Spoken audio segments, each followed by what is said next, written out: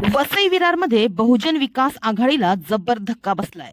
35 वर्षे एक हाती सत्ता असलेल्या वसई विरारमध्ये बहुजन विकास आघाडीच्या तिन्ही सीट पडल्या आहेत। मोठ्या पराभवाने वसईतील पिता पुत्रांना मोठा धक्का बसला आहे।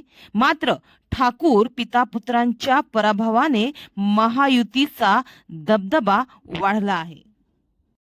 पालघर जिल्ह्यातील विधानसभेच्या 6 जागांपैकी 5 जागा या महायुतीने जिंकून आपले वर्चस्व नव्याने निर्माण केल्याचं दिसून आलं आहे। पालघरमध्ये यंदा भाजपा, काँग्रेस आणि बहुजन विकास आघाडी अशी तिरंगी लढत पाहायला मिळाली।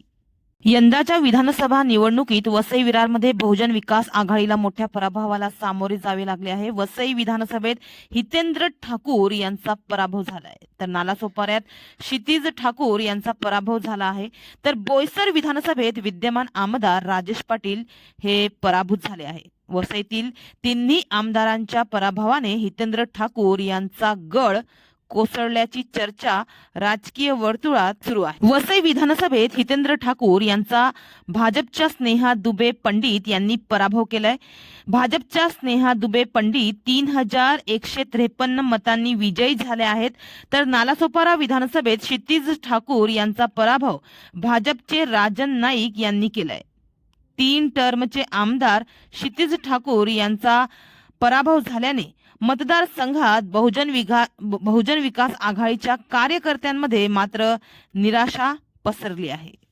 तर बोईसर विधानसभेत विद्यमान आमदार राजेश पाटील हे देखील पराभूत झाले आहेत। या ठिकाणी शिवसेना शिंदे गटाचे विलास तरे हे विजयी झाले आहे।